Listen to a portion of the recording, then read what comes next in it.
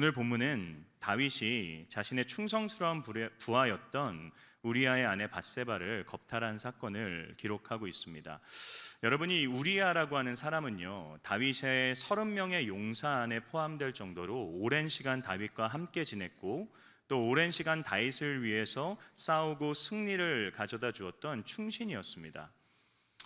그때 이 사건이 일어났을 때에도 우리아는 다윗의 명령에 따라서 전쟁터에 나가 있던 상황이었죠. 그런데 다윗이 왕궁 옥상을 거닐다가 우연히 한 여인이 목욕을 하는 모습을 보게 됩니다.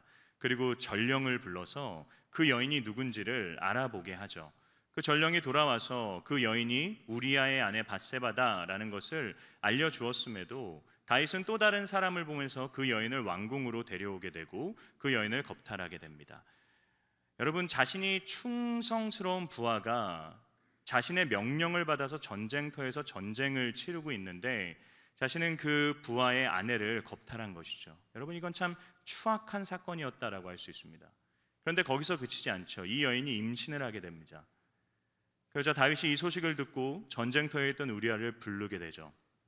그러면서 그에게 술을 마시게 합니다. 그리고 그로 하여금 집에 돌아가서 아내와 시간을 보내게 합니다. 그 태어나는 아이가 자신의 아이가 아니라 우리아의 아내다, 그의 잘못을 은폐하고 은닉하고 숨기기 위한 것이었죠. 그런데 우리아는 이 다윗의 말대로 따르지 않습니다. 우리아가 집으로 돌아가지 않았던 이유에 대해 성경은 이렇게 이야기하고 있습니다. 사무엘하 11장 11절 말씀인데요, 함께 읽어보겠습니다. 시작. 우리아가 다윗에게 아뢰되 언약궤와 이스라엘과 유다가 야영 중에 있고 내 주 요압과 내 왕의 부하들이 바깥들에 진치고 있거늘 내 집에 내가 가서 어찌 먹고 내가 내 처와 같이 자리이까. 내가 이 일을 행하지 아니하기로 왕의 살아계심과 왕의 혼의 살아계심을 두고 맹세하나이다 하니라. 아멘. 우리아가 뭐라고 하는 건가요? 지금 전쟁이 한참 진행 중에 있고 나의 부하들과 나의 상관이 지금 전쟁터에 있는데 어찌 내가 혼자 편하게 쉴 수 있겠습니까? 여러분, 우리아 정말 멋있지 않나요? 다윗이 이런 우리아의 답변을 들었다면 그 즉시 우리아에게 엎드려서 그에게 용서를 구했어야만 했을 것입니다. 다윗은 그러지 않죠. 다윗은 우리아가 자신의 뜻대로 행동하지 않자 우리아를 다시 전쟁터로 돌려보냅니다. 그런데 그의 손에 군사령관이었던 요압에게 전하는 편지 한 통을 들려서 돌려보내게 됩니다. 그 편지에는 이런 내용이 기록되어 있습니다. 사무엘하 11장 15절 말씀인데요, 제가 읽어드리겠습니다. 그 편지에 써서 이르기를 너희가 우리아를 맹렬한 싸움에 앞세워 두고 너희는 뒤로 물러가서 그로 맞아 죽게 하라 하였더라. 다윗이 이 우리아의 손에 들려보낸 이 편지의 내용은 무엇입니까? 우리아를 죽이라 라고 하는 것이죠. 그리고 이 다윗의 명령대로 요압은 우리아를 전쟁이 가장 치열한 곳으로 보내서 그를 죽입니다. 그리고 그 소식을 다윗에게 전하게 되자 다윗은 그 소식을 듣고 우리아의 아내였던 밧세바를 자신의 아내로 맞이하게 됩니다. 여러분, 이게 참 추악한 사건 아닌가요? 만약에 다윗이 지금 시대를 살고 있던 사람이고 다윗의 그런 잘못이 사람들에게 드러났다면 다윗은 사회적으로 한순간에 매장당했을 것입니다. 그런데 다윗의 이런 추악한 범죄 앞에서 저희가 한번 생각해 봐야 되는 것은요, 어떻게 다윗이 이런 추악한 범죄를 저지를 수 있었느냐라는 것입니다. 드러나는 이유가 있고요, 드러나지 않은 숨겨진 한 가지의 이유가 있습니다. 본문을 통해서 명확하게 알 수 있는 드러나는 이유는 다윗이 절대 권력을 가진 왕이었기 때문이죠. 그는 왕이었기 때문에 왕궁 옥상에 올라가서 그 모든 도시를 내려다보며 그곳에 있는 모든 것이 다 자신의 것이다 라고 하는 착각 속에 빠졌었습니다. 그런데 그보다 중요한 보이지 않는 한 가지의 이유는 무엇이었냐면 바로 다윗의 곁에 그의 그 잘못을 동조하고 그의 그 잘못을 부추겼던 수많은 방관자들이 있었기 때문입니다. 누가 있을까요? 다윗이 어떤 의도로 그 여인을 불러오라 라고 하는 것을 알고 있었음에도 불구하고 그 여인을 데려왔던 방관자가 있었습니다. 다윗이 그 여인을 침실로 데려가는 것을 보았음에도 그를 방관했던 수많은 그의 신하들이 있었습니다. 다윗이 우리아를 죽이려고 하는 이 부당한 명령을 내렸음에도 그것에 대해서 묻지 않고 그냥 우리아를 죽였던 요압이라는 또한 군사들이 있었습니다. 물론 절대 권력자였던 다윗에 맞서서 그의 명령을 저항하는 것은 결코 쉬운 일이 아니었을 것입니다. 더 나아가 위기 가운데 있었던 우리아를 구하는 것은 결코 쉬운 일이 아니었을 것입니다. 그러나 그들이 그렇게 하지 않음을 통해서 그들 역시도 다윗의 이 추악한 죄악으로부터 자유로울 수 없었다라고 하는 것이죠. 여러분, 이런 질문을 한번 해보게 돼요. 만약에 다윗이 그런 잘못된 이 추악한 죄악을 저질릴 때 그의 주변에 누군가가 있어서 그에게 하나님의 말씀을 선포하며 당신이 지금 하는 행동은 하나님 앞에서 큰 죄악입니다 라는 것을 이야기해 줬다면 이 상황이 어떻게 바뀌었을까? 사무엘하 12장에서 나단 선지자가 하나님의 말씀을 이야기하며 그를 질책했을 때 다윗이 그 순간 돌이키고 하나님 앞에 회개했던 것을 저희가 생각해 볼 때 다윗의 이 추악한 죄악이 이토록 퍼지지 않았을 것 같다라는 생각을 하게 되었습니다. 여러분, 제가 말씀을 준비하는데요, 제 마음속에서 끊임없이 이 기도가 터져 나왔습니다. 하나님, 내 주변에 나의 이 잘못 앞에서, 나의 이 문제 앞에서 나에게 하나님의 말씀을 알려줄 수 있는 사람을 내게 허락해 주옵소서. 그리고 그의 말을 분별할 수 있는 지혜를 허락해 주시고, 그의 말을 들을 수 있는 귀를 허락해 주시고, 그의 말을 마음에 품을 수 있는 마음을 허락해 주옵소서. 여러분, 다윗의 가장 큰 불행 중에 하나는 그의 곁에 방관자들밖에 없었다라는 것입니다. 근데 여러분, 이 기도를 저만 드려야 되나요? 저는 이곳에 모인 모든 성도님들이, 특별히 여러분의 자녀를 위해서 반드시 기도를 드려야 된다라고 생각합니다. 다윗만이 그런 죄를 저지를 수 있는 죄인이 아니라 저와 여러분 역시도 우리 주변에서 나에게 하나님의 뜻을 알려주는 사람이 존재하지 않는다면 우리는 어쩌면 다윗보다 더 큰 죄악 가운데 노출될 수 있는 충분한 가능성이 있는 죄인들이기 때문입니다. 여러분, 저희는요, 저희 자신을 객관적으로 바라보기가 참 쉽지 않습니다. 우리는 늘 스스로에 대한 어떤 환상과 스스로에 대한 어떤 괜찮은 프레임을 씌워서 저희 스스로를 해석해냅니다. 저희에게는 늘 자신의 상태가 어떤지를 하나님의 기준과 말씀의 근거에서 이야기해 줄 수 있는 사람들이 필요합니다. 사랑하는 성도 여러분, 이런 만남의 축복을 위해서 저와 여러분이 기도해야 될 줄을 믿습니다. 여러분, 그러나 동시에 나단 선지자가 다윗에게 나아갔던 것처럼 다윗과 같은 문제, 우리아와 같은 어려움과 고통 앞에서 우리 역시도 그 문제에 개입할 수 있어야만 합니다. 사랑하는 성도 여러분, 그리스도인은요, 세상과 분리돼서 살아가는 사람들이 아닙니다. 우리가 나아가야 되고 우리가 살아가야 될 영역은 세상입니다. 그러나 그 세상에서 그리스도인들은 세상 사람들과 동화된 채로 살아가는 사람들이 아닙니다. 그 세상 속에 살되 그리스도인들은 세상과 구별된 채로 살아가는 사람들입니다. 세상 속에서 세상과 구별된 채로 그리스도인들이 보여야 되는 삶의 태도는 무엇입니까? 그 악한 세상, 문제가 가득한 세상을 하나님께서 원하시는 모습으로 변화시키고 개혁해 나가는 사람들, 그게 그리스도인이 세상을 바라보는 올바른 태도인 것입니다. 사랑하는 성도 여러분, 그리스도인은 결코 방관자로 부름받지 않았습니다. 그리스도인은 그 문제와 그 어려움과 그 죄악에 개입하는 개입자로서 부름받은 자들입니다. 여러분의 눈에 어떠한 문제가 보이십니까? 여러분의 눈에 어떤 죄악이 보이십니까? 여러분의 눈에 어떤 어려움을 보이십니까? 하나님께서는 저와 여러분을 그 문제와 어려움과 죄악 가운데 그냥 옆에 서서 두고 보는 방관자가 되기를 원하지 않으십니다. 개입하기를 원하시는 것이죠. 여러분, 사실 저희가 읽고 있는 이 성경, 특별히 이 구약의 역사들은요, 개입자들의 역사라고 할 수 있습니다. 아브라함이 어떻습니까? 하나님께서 소돔과 고모라를 멸하시겠다 말씀하세요. 소돔과 고모라는 너무나도 추악한 죄악들이 가득했던 도시입니다. 많은 죄악과 많은 어려움과 문제들이 있던 도시였어요. 하나님이 그것을 멸하신다고 했을 때 아브라함은요, 하나님 잘하셨습니다. 저 인간들은 죽어 마땅한 인간들입니다. 추악한 인간들입니다. 그들과 자신을 분리하지 않았습니다. 더 나아가 아브라함은요, 하나님, 저들이 무엇을 잘못했습니까? 저들은 잘못한 것이 없습니다 라고 하며 그들과 동화되지도 않았습니다. 아브라함은 그 문제에 개입합니다.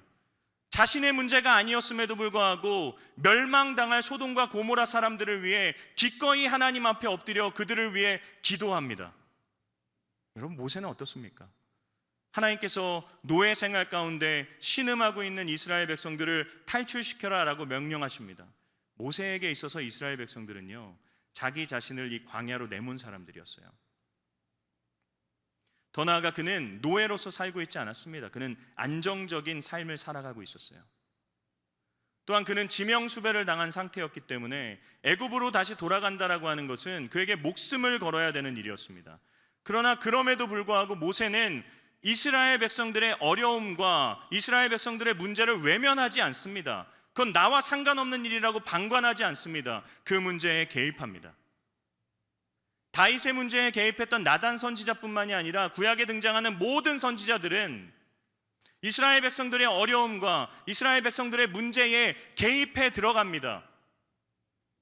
사랑하는 성도 여러분, 하나님은 저와 여러분이 그 문제에 개입하기를 원하세요. 세상의 역사는요, 주권자이신 하나님의 개입으로 되어진 것이기도 하지만 동시에 그분의 명령에 순종하여 이 세상의 문제와 어려움과 제약 앞에 개입한 수많은 개입자들에 의해서 이루어지고 있는 것입니다. 잘 아시는 것처럼 저는 2주 동안 저희 교회에서 이 파송한 선교사님이 계시는 남아공 선교지를 방문하고 돌아왔습니다.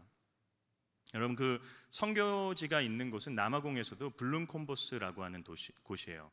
도시 안엔, 이 마을 안에는 수많은 문제들이 있어요. 이 마을 중고등학생 아이들 중에서는요, 벌써 아이를 키우고 있는 아이들이 정말 많습니다. 그 이유가 이 마을 안에서는 중고등학생이 되었는데 아직 남성과 관계를 맺지 않으면 아직 어른이 되지 않은 것으로 여긴다고 합니다. 아빠가 있는 아이들이 10% 미만이에요. 마을 전체의 쓰레기장이고요. 어린아이들은 그 쓰레기를 빼먹으면서 살고 있고요. 마을 곳곳에 들개가 풀어져 있습니다. 저희 선교팀이 그 마을을 한 30-40분 정도 걸었어요.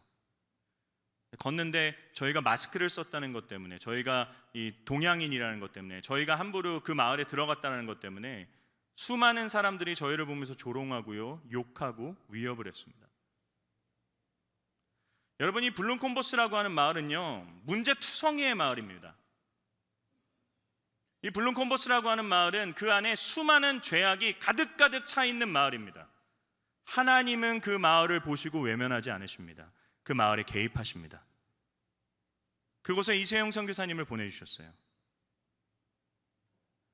여러분, 저희 범어교회에서 지은 그 선교센터가 이 블룸콤보스 바로 앞에 있습니다. 보통 현지 선교사님들이 이런 빈민촌 사역을 하실 때는 주중에는 그 백인들의 거주지인 안전한 곳에 머무시다가 이 주말에만 선교를 하기 위해서 그 도시로 오신다고 합니다. 그런데 선교사님은 그 바로 앞에서 그들과 함께 사세요. 주중에는 아이들이 축구를 차기 위해 선교센터로 나아옵니다. 주중에는 선교사님이 그 마을에 직접 들어가서 아이들의 가정 방문을 한다고 합니다. 금요일에는 그 아이들 중에서 리더급인 아이들이 나와서요, 그 교회에서 2시간 정도 자신들의 미래를 위해, 블룸콤보스 마을을 위해서 중보기도를 한다고 합니다. 토요일이 되면요, 선교사님이 그 아이들과 함께 나아가서요, 그 마을 속으로 들어가서 그곳에서 만나는 사람들에게 인사를 하고 그곳에서 만나는 사람들에게 복음을 전한다고 합니다. 여러분, 주일이 되면요, 그 철책문 앞에 250명 정도 되는 아이들이 줄을 쫙 서 있습니다. 문이 열리면 그 아이들이 들어와서요, 2시간에 가까운 시간 동안 찬양을 하고 정말 기쁘게 하나님께 예배를 드리고 복음의 메시지를 듣습니다. 여러분, 이 선교센터 바로 옆에 엄청 큰 농장이 있어요. 이 백인분이 운영하는 농장인데 이 농장 전체, 그분이 사는 그 집 전체가 방탄유리로 되어 있다고 합니다. 그 농장 주인이 늘 선교사님을 향해서 왜 총을 구입하지 않느냐 하면서 걱정한다라고 해요. 여러분, 농장 주인은 철저하게 자신과 블룸콤보스 마을 사람들을 분리시킵니다. 저들은 악한 사람들이고 저들은 죄악 가운데 빠져 있는 사람들이기 때문에 저들과 관계 맺어서는 안 된다라고 생각을 합니다. 근데 여러분, 선교사님은 그들 가운데로 들어가세요. 그들과 함께 있습니다. 그러나 그들과 동화되지는 않습니다. 그들과 분명히 구별되어서 그들이 하는 것은 잘못된 것이고 너희가 이런 삶을 살아야 되고 너희의 유일한 구원자가 예수 그리스도시다라는 것을 선포하며 지내고 있습니다. 여러분, 이것이 선교 아닌가요? 여러분, 이게 선교사로 사는 삶이 아닌가요? 이것이 개입자의 삶인 것입니다. 저희가 이런 생각을 해봐야 돼요. 선교사님들만 그런 선교사적인 삶을 살아야 되나요? 그렇지 않습니다. 사랑하는 성도 여러분, 저는 이 말을 저와 여러분이 꼭 기억하시길 원합니다. 하나님께서는 저와 여러분 모두를 선교사로 부르셨습니다. 여러분, 저희는 선교하면요, 어떤 생각을 갖고 있냐면, 선교란 선교사와 목회자처럼 어떤 특정한 사람들이, 또한 1년에 어떤 단기 선교 때와 같은 특정한 시간에만 하는 것으로 생각을 합니다. 선교란 특정한 사람들이 특정한 시간대에만 하는 것을 선교라고 생각해요. 물론 그건 선교가 맞습니다. 그런데 그건 선교라고 하는 이 개념에 대한 너무나도 좁은 접근일 뿐입니다. 여러분, 예수님께서는 단 한 번도 누군가만 복음을 전파하라 하지 않으셨습니다. 예수님께서는 우리 모두를 선교사로 부르셨어요. 너의 삶에 분주한 것이 끝나고 너의 남는 시간에 복음을 전하라 하지 않으셨습니다. 삶의 모든 순간에 복음을 전하는 자로 살아가라 우리에게 명령하셨습니다. 여러분, 그래서 미션이라고 하는 단어의 뜻은요, 사명이라는 뜻이죠. 이 미션이라고 하는 단어는 교회뿐만이 아니라 일반 세상에서도 너무나도 많이 사용하는 단어입니다. 그런데 오직 교회에서만 그 미션이라는 단어를 선교라고 부릅니다. 뭘 알 수 있나요? 모든 그리스도인에게 있는 사명은, 미션은 복음을 전하는 선교사로서 살아가는 것이다 라는 것입니다. 물론 지금 저는 여러분들에게 여러분들이 하시는 모든 일을 멈추시고 당장 해외 선교를 나가라 말씀드리는 것이 아닙니다. 하나님은 저와 여러분 모두 예수 그리스도를 믿는 모든 사람들을 선교사로 부르셨습니다. 그러나 각자 보내시는 선교지는 다 다릅니다. 단지 하나님께서 그 선교사님에게 맡기신 선교지는 그 아프리카 마을일 뿐이에요. 하나님은 저와 여러분에게 각기 다른 선교지를 부여하셨습니다. 그게 어디입니까? 우리의 일상입니다. 우리가 살아가는 하루하루의 삶이 하나님께서 나를 보내신 선교지다라는 것을 반드시 기억해야 되는 것이죠. 제가 한 서양교회에 가서 예배를 드렸던 적이 있어요. 근데 그 주일 예배가 저희로 따지면 선교 주일이었습니다. 근데 그 목사님의 설교 제목이 너무나도 인상 깊었어요. 한번 띄워주시겠습니까? The mission field is on your doorstep. 번역하면요, 당신의 문 바로 앞이 당신의 선교지입니다. 사랑하는 성도 여러분, 저와 여러분이 문을 열고 나가요. 저와 여러분이 문을 열고 집 밖을 나가는, 그러면서 만나는 모든 일상이, 모든 곳이 하나님께서 여러분에게 맡기신 여러분의 선교지가 되는 것입니다. 여러분, 예수님께서도 동일한 것을 말씀하세요. 예수님이 우리에게 부여해 주신 사명이 어떤 것입니까? 그분이 승천하시기 전에 너무나도 유명한 대사명을 우리 모두에게 부여하시죠. 너희는 온 유대와 예루살렘과 온 유대와 사마리아와 땅끝까지 이르러 내 증인이 되라. 그런데 여러분, 예루살렘, 온 유대, 사마리아 땅끝이 어디입니까? 그 명령을 처음 들었던 제자들에게 그것은 분명한 지명이었어요. 근데 저와 여러분에게는 아닙니다. 만약 그 지명이 우리에게도 여전히 유효하다면 저희는 모든 선교를 다 예루살렘으로만 가야 돼요. 여러분, 그 지명이 저희에게 주는 의미는 무엇이냐면 하나님의 선교는 점차 더 확장되어야 된다라는 것을 이야기하는 것입니다.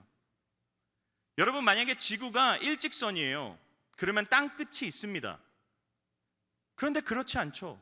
저희에게 있어서 땅끝은 아프리카일 수 있어요. 그런데 아프리카 분들에게 땅끝은 한국일 수 있습니다. 중요한 것은 무엇입니까? 선교가 점차 확장되어야 된다라는 것이죠. 어디로부터 시작하나요? 예루살렘으로부터 시작합니다. 저와 여러분에게 있어서 우리의 예루살렘은 어디입니까? 내가 문을 열고 나가는 내 가정에서 내가 선교사로 살아야 되는 것이죠. 확장되어야 됩니다. 내 직장에서, 내가 다니는 학교에서, 내가 살고 있는 이 마을에서, 내가 살고 있는 도시에서, 내가 살고 있는 이 나라에 하나님의 나라가 점차 선포되어지고 내가 그곳에서 선교사로 살아가야만 하는 것입니다. 우리가 살아가고 있는 일상에는요, 여러분, 너무나도 많은 문제가 있어요. 너무나도 많은 죄악이 있습니다. 없을 수가 없습니다. 죄인인 인간인 살아가는, 맞물려서 살아가는 이 세상에는요, 너무나도 많은 문제들이 있어요. 우리는 그것을 봅니다. 하나님이 우리에게 원하시는 선교사로서의 사명은 그 문제를 보며 그것을 그냥 방관하며 모른 척 넘어가는 것이 아니라 그 문제에 적극적으로 개입해서 그 문제를 해결하는 개입자가 되라 라고 하는 것입니다. 여러분, 말씀을 준비하는데 제 마음속에 참 감동이 됐던 이유는 무엇이냐면, 예수님께서 우리를 위해 파송받으신 최초의 선교사시다라는 것 때문이에요. 하나님이 저와 여러분의 문제를 보세요. 너무나도 추악해서 희망이라는 하나도 없는 저와 여러분의 문제를 보십니다. 하나님은요, 그 문제를 보시고 더러운 놈들이라고 하지 않으세요. 자기 자신을 우리와 분리하지 않으세요. 우리가 아무런 문제가 없다라고도 하지 않으십니다. 그분은 방관하지 않으세요. 그분은 우리의 문제에 개입하십니다. 그래서 자신의 하나뿐인 아들 예수 그리스도를 이 땅에 파송시켜 주세요. 그분이 오신 이 땅이 그분의 선교지였습니다. 그분은 이 땅에서요, 선교적인 삶을 살아가십니다. 온갖 문제가 있는 사람들에게로 나아가세요. 그 사람들을 만나십니다. 그 사람들과 대화를 나누십니다. 그 사람의 문제를 보고 그 사람들의 이야기를 들으십니다. 그리고 그 사람들의 문제를 해결해 주세요. 무엇보다 우리 스스로가 우리의 문제의 근원을 해결할 수 없기 때문에 그분은 자신의 목숨을 내어 던져서 기꺼이 십자가 위로 올라가셔서 우리의 모든 문제를 해결하십니다. 여러분, 저와 여러분은 선교사이신 예수 그리스도의 사역을 통해 구원받은 자들 아닌가요? 예수님께서는 우리를 구원하시고 난 후에 우리에게 이렇게 말씀하세요. 아버지께서 나를 보내신 것 같이 나도 너희를 보내노라. 여러분, 저와 여러분들이 있는 매주 예배는 선교사 파송식과 같은 곳입니다. 한 주간 일상 속에서 세상 사람들과 전혀 다르지 않은 채로, 동화된 채로 살아가다가 다시금 예배의 자리로 나와서 내가 살았던 삶의 그 죄악된 모습들을 발견하고 하나님 앞에서 다시금 통곡하며 회개하고 하나님 맡겨주신 내 일상의 삶 가운데서 다시금 주께서 원하시는 선교사로서의 삶을 살아가겠습니다 다짐하고 다시 파송받는 은혜의 파송식이 매 주일 예배가 되어야 되는 것이죠. 여러분, 내가 살아가고 있는 일상을 선교주를 인식하고 그곳에서 개입자로서 선교사로 살아가는 삶이요, 선교적인 삶입니다. 그게 선교적 교회입니다. 여러분, 이전까지 교회가 세상을 향해서 대했던 태도를 설명하는 한 단어가 있습니다. 와 보라입니다. 와 보라. 와 보라. 이 말 많이 들으셨을 거예요. 와서 보라. 여러분, 이 말씀은 예수님께서 제자들을 처음 만나셨을 때 그 제자들을 초청하셨던 말씀입니다. 그런데 그 말씀을 들었을 당시에 제자들은 예수님에 대한 기대가 있었어요. 예수님에 대한 궁금함이 있었어요. 그래서 그 예수님의 초대에 그들은 기꺼이 응해서 예수님을 만납니다. 그런데 여러분, 세상은 저와 여러분에게 관심이 없어요. 세상은 교회에 그다지 소망을 품고 있지 않습니다. 궁금해하지 않습니다. 이전에는 그랬어요. 그러나 이제는 아닙니다. 이전에 교회가 세상을 향해 가졌던 태도가 와 보라였다면 이제 교회가 세상을 향해 가져야 되는 태도는 세상 속으로 우리가 나아가는 것입니다.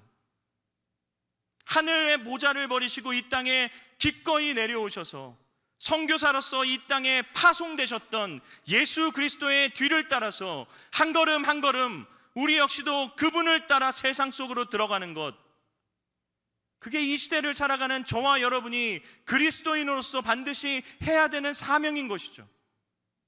사랑하는 성도 여러분, 저는 저와 여러분이 우리의 정체성을 잊지 않기를 원합니다.